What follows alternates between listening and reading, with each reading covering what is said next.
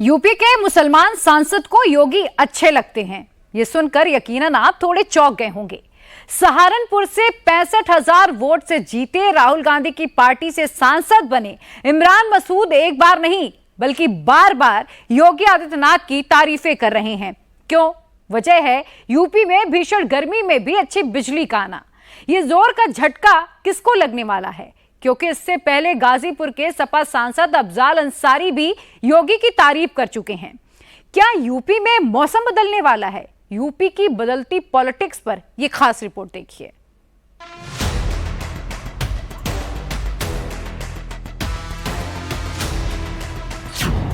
UP के मुसलमान सांसद अचानक से योगी की तारीफ क्यों करने लगे? गाजीपुर से जीते अफजाल अंसारी को अचानक योगी अच्छे क्यों लगने लगे हैं? सहारनपुर के कांग्रेस सांसद इमरान मसूद को योगी का प्रशासन बेहतर क्यों लगने लगा है? क्या यूपी के मुसलमान सांसद योगी और मोदी में दरार पैदा करने की कोशिश कर रहे हैं? इतनी भयंकर गर्मी पड़ी है और मैंने अपने जीवन में इतनी गर्मी देखी नहीं। उस गर्मी में भी अगर लाइट जल रही है तो भाई अच्छा ही काम हो रहा है, इसलिए लाइट जल रही है। 30 सीट योगी आदित्यनाथ के प्रयासों, मेहनत और उनके चेहरे पर 30 सीट लौट के आ गई। यह कोई इत्तेफाक तो नहीं हो सकता है कि अचानक से इंडिया अलायंस के 2 सांसद यूपी में मुख्यमंत्री योगी आदित्यनाथ की तारीफ करने लगे। पहले चुनाव नतीजों के तुरंत बाद समाजवादी पार्टी के पूर्वांचल के गाजीपुर के सांसद अफजाल अंसारी ने योगी की तारीफ की। कहा, योगी की वजह से बीजेपी इतनी सीटें जीती है, नहीं तो मोदी का जादू ही खत्म था। अब पश्चिमी यूपी के सहारनपुर के सांसद इमरान मसूद ने योगी राज में बिजली की अच्छी व्यवस्था और सड़कों की तारीफ की है। सहारनपुर से गाजीपुर की दूरी करीब 1000 किलोमीटर की है, तो क्या पश्चिम से लेकर पूरब तक इंडिया अलायंस की पार्टियां कोई खेल कर रही हैं? ये सवाल इसलिए उठ रहे हैं क्योंकि लोकसभा चुनावों में बीजेपी को पूर्ण बहुमत न मिलने के लिए यूपी की हार को जिम्मेदार माना जा रहा है, क्योंकि मोदी को बहुमत से उतनी ही सीटें कम पड़ी हैं जितनी उन्होंने यूपी में गंवाई हैं। बीजेपी को यूपी में 29 सीटों का नुकसान हुआ है। बीजेपी को कुल 240 सीटें मिली हैं, बहुमत से 32 सीटें कम। अगर ये 29 भी बीजेपी रिटेन कर जाती तो उसका टोटल 269 सीटों का हो जाता। इस हार का बीजेपी ने भी विश्लेषण किया, योगी आदित्यनाथ ने अपने स्तर पर भी किया, पार्टी ने अपने स्तर पर किया और बहुत से चुनावी विश्लेषकों की भी अपनी अलग अलग थ्योरी है।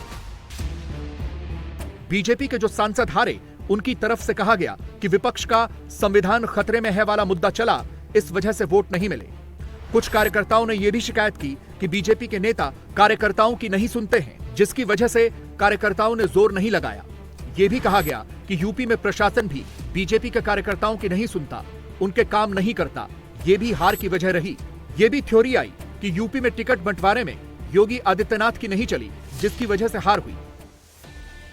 कुल मिलाकर हार की वजहें तो कई बताई गईं, लेकिन योगी आदित्यनाथ यूपी सरकार के मुख्यमंत्री हैं, लगातार दूसरी बार मुख्यमंत्री चुने गए हैं। इसलिए अगर बीजेपी की सीटें 62 से घटकर 33 रह जाएंगी तो सवाल उन पर भी उठेंगे।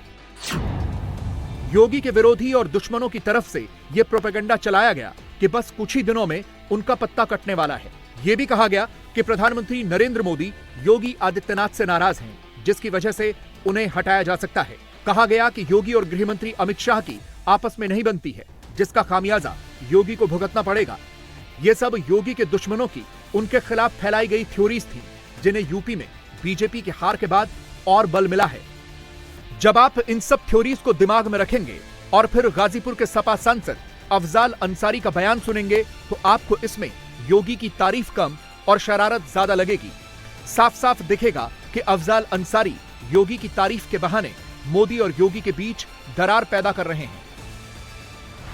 हमारा ये मानना है कि 33 सीट जो मिली है उसमें 30 सीट योगी आदित्यनाथ के प्रयासों, मेहनत और उनके चेहरे पर 30 सीट लौट के आ गई। अरे भैया, संभाल दिया योगी आदित्यनाथ है।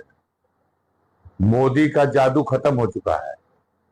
आप बताओ, मोदी जहां से चुनाव लड़े, बगल में चंदौली नहीं बचा, गाजीपुर नहीं बचा, मछली शहर नहीं बचा, 3 तरफ से बनारस घिरा हुआ है, तीनों सीट हार गए। मोदी जब लड़ते हैं तो उनकी हवा जो है पूरे पूर्वांचल में और उसके बाद बिहार में और बंगाल तक चली जाती है। लेकिन वो तो अंतिम चरण में योगी आदित्यनाथ ने बनारस में आकर के एकदम खूंटा गाड़ करके इस बात का प्रयास कर दिया और अपने लोगों को तेज किया कि किसी भी सूरत से मोदी जी को जिता देना। और नहीं, यकीन मानिए, मोदी जी भी चुनाव हार गए होते अगर इतना मजबूती से योगी आदित्यनाथ न। सबसे पहले अफजाल अंसारी ने योगी की तारीफ की और अब इमरान मसूद भी कर रहे हैं। इसीलिए तो सवाल उठ रहे हैं कि जो मुस्लिम नेता योगी को मुसलमानों का दुश्मन बताया करते थे, वो अचानक से इतने उदार क्यों हो गए? पूरब से पश्चिम तक योगी की तारीफ के इस ट्रेंड के पीछे बड़ा खेल नजर आ रहा है। इतनी भयंकर गर्मी पड़ी है और मैंने अपने जीवन में इतनी गर्मी देखी नहीं। उस गर्मी में भी अगर लाइट जल रही है तो भाई अच्छा ही काम हो रहा है, इसलिए लाइट जल रही है, वरना लाइट के तो बहुत बुरे हालात होने थे और बहुत बुरे हालात थे। तो अगर किसी ने अच्छा काम किया है तो आप उसकी बिलावजह बुराई करो, ये अच्छा नहीं लगता। मुझे तो अच्छा नहीं लगता, इसलिए मैंने कह दिया। अब उसको लोग बिलावजह का इशू बनाए तो अलग बात है। ऊर्जा के क्षेत्र में काम हुआ है, आप ऐसा मान रहे हैं वहाँ? अच्छा एक बात बताइए, ऊर्जा के क्षेत्र में काम नहीं हुआ अगर मैं बोल दूंगा तो क्या ये सच होगा? सच तो नहीं है ना। काम तो हुआ है, तभी तो अब सड़कें बनी हैं। मैं कह दूं कि सड़क नहीं बनी है तो क्या ये सच होगा? लोग भी कहेंगे कि देखो कैसा झूठ बोल रहा है। तो मैं ऐसा झूठा नेता नहीं हूं भाई, जो हो रहा है तो हुआ है। अब बुलडोजर जो है वो सिर्फ हमारे पे चलेगा, इतना मुझे पता है। बाकी तो जो हुआ है वो दिखाई दे रहा है ना। तो जो आपके काम सेलेक्टिव हैं वो भी मुझे पता है, जो आपने अच्छे काम किए वो भी पता है। ये साफ दिख रहा है कि विपक्ष के नेता योगी की तारीफ करके उन्हें मोदी की नजरों में विलन बता रहे हैं।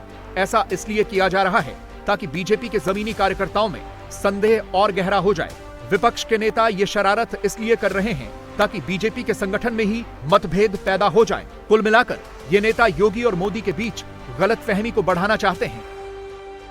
वैसे तो मोदी ने खुद बिना कुछ कहे ही 18 जून को इसका जवाब दे दिया था, जब मोदी वाराणसी गए थे और वहां मोदी और योगी एक बार नहीं कई बार मिले थे और हर मुलाकात में वही पुरानी वाली गर्मजोशी और अपनापन दिखा था। कहीं से भी यह नहीं लगा कि मोदी और योगी के बीच में कोई अनबन या नाराजगी है। और अब योगी भी इसका पूरा ध्यान रख रहे हैं कि वो मोदी की नीतियों और योजनाओं को आगे बढ़ाते हुए ही अपना शासन चलाएं। जैसे कि आज लखनऊ में पुलिस के एक कार्यक्रम में योगी ने स्मार्ट पुलिसिंग के लिए मोदी के सूत्र याद दिलाए और यूपी पुलिस को समझाया कि उन्हें प्रधानमंत्री की कही बातों को कैसे आगे बढ़ाना है। अगर हम पुलिस बल के आधुनिकीकरण पर ध्यान नहीं देंगे,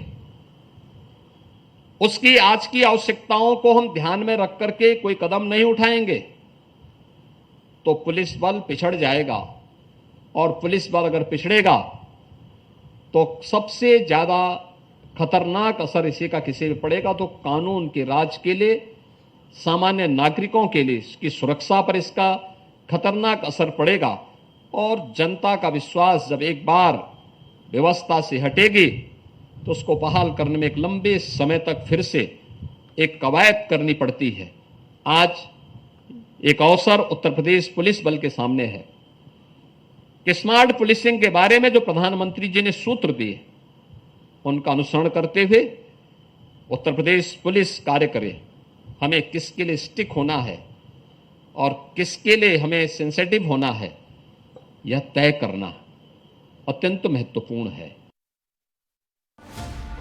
योगी आदित्यनाथ को यूपी पुलिस को संवेदनशील होने का ज्ञान इसलिए देना पड़ा क्योंकि जब से चुनावी नतीजे आए हैं, पुलिस और बीजेपी के कार्यकर्ताओं में लगातार टकराव दिख रहा है।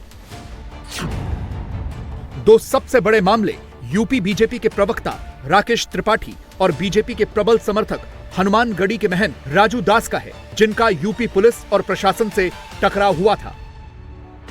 इसका बीजेपी के कार्यकर्ताओं के बीच गलत मैसेज गया तो खुद मुख्यमंत्री योगी आदित्यनाथ ने दोनों से मुलाकात की। अपने प्रवक्ता राकेश त्रिपाठी से हुई मुलाकात की तस्वीर को तो बाकायदा मुख्यमंत्री के ऑफिशियल एक्स पेज पर भी डाला गया। यूपी में लोकसभा चुनावों में हुई हार के लिए पुलिस और प्रशासन का बेलगाम होना भी बताया गया। ये आरोप लगा कि बीजेपी कार्यकर्ताओं और नेताओं की बातें पुलिस नहीं सुनती है, बल्कि उल्टा उनके ऊपर दमनकारी रवैया रखती है।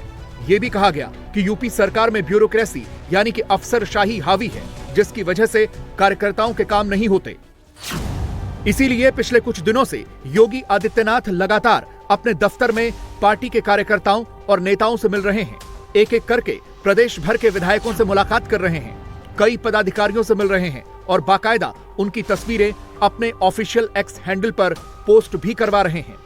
मैसेज सीधा अफसरशाही के साथ साथ पुलिस और प्रशासन को भी है कि बीजेपी कार्यकर्ताओं का सम्मान करो। बीजेपी को यह समझ में आया कि नेता और कार्यकर्ता अधिकारियों से परेशान थे, उनकी सुनवाई न होने का परिणाम पार्टी को लोकसभा के चुनाव में भुगतना पड़ा। इसलिए अब मामले को सीधे मुख्यमंत्री योगी आदित्यनाथ हैंडल कर रहे हैं। जब एक साथ यूपी में 12 जिलों के डीएम के तबादले हुए तो इन्हें भी चुनाव से जोड़ा गया, क्योंकि डीएम उन्हीं जिलों के बदले गए जहां बीजेपी को हार का सामना करना पड़ा था, जैसे सीतापुर, सहारनपुर, बस्ती, संभल, लखीमपुर खीरी, बांदा, मुरादाबाद, कौशाम्बी, चित्रकूट और श्रावस्ती में बीजेपी हारी थी और इन्हीं जिलों के डीएम के तबादले हुए हैं। बीजेपी को यह नजर आ रहा है कि सरकार तो गठबंधन के सहयोग से बन गई है और अगले 5 साल मजबूती से चलने के संकेत भी मिलने लगे हैं, लेकिन उसे यूपी की 2027 के लिए सबसे बड़ी चिंता हो रही है। इसीलिए बीजेपी यूपी में यह सर्जरी कर रही है। बीजेपी 2027 से पहले सब कुछ ठीक कर देना चाहती है, क्योंकि अगर इस बार के लोकसभा चुनावों के नतीजों को विधानसभा की सीटों में कन्वर्ट करें तो चौंकाने वाले नतीजे हैं। यूपी में 222 सीटों पर सपा कांग्रेस का गठबंधन आगे रहा, जबकि बीजेपी गठबंधन को सिर्फ 176 सीटों पर ही जीत मिली। यूपी में कुल 403 विधानसभा की सीटें हैं। बहुमत के लिए 202 सीटों का होना जरूरी है। इस हिसाब से बीजेपी बहुमत से 26 सीटें कम दिख रही है। ये बहुत चौंकाने वाले आंकड़े हैं। बीजेपी बिल्कुल भी ये नहीं चाहेगी कि 2027 में यूपी में ऐसा रिजल्ट दिखे। इसीलिए योगी आदित्यनाथ ने अभी से हर मंच से सरकार के काम गिनाने शुरू कर दिए हैं। पिछले 7 वर्ष के अंदर कानून का राज उत्तर प्रदेश में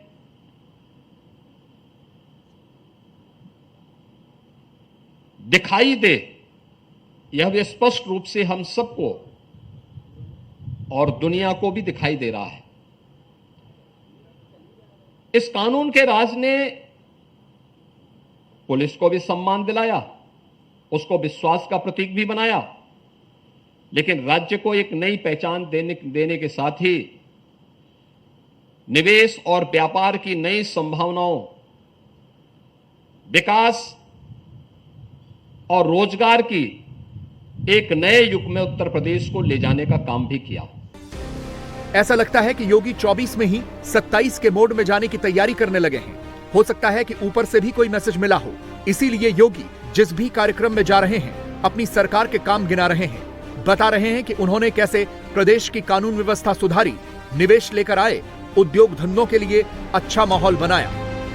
और मुझे प्रसन्नता है कि माननीय प्रधानमंत्री जी के मार्गदर्शन और उनके नेतृत्व में उत्तर प्रदेश की सरकार ने 2017 में जो प्रयास प्रारंभ किए, आज उसे देखते हुए हम कह सकते हैं कि एमएसएमई सेक्टर उत्तर प्रदेश के अंदर तेजी के साथ एक उभरता हुआ क्षेत्र है। 2017 के बाद से सरकार ने समय समय पर जो कार्य प्रारंभ किए, अपनी परंपरागत उत्पाद को, यहां के हस्तशिल्पी और कारीगरों की उस हुनर को न केवल देश के अंदर बल्कि दुनिया के अंदर एक मंच प्रदान करने के लिए जो प्रयास प्रारंभ हुए, आज वन डिस्ट्रिक्ट वन प्रोडक्ट के माध्यम से, विश्वकर्मा श्रम सम्मान योजना के माध्यम से, पीएम विश्वकर्मा योजना के माध्यम से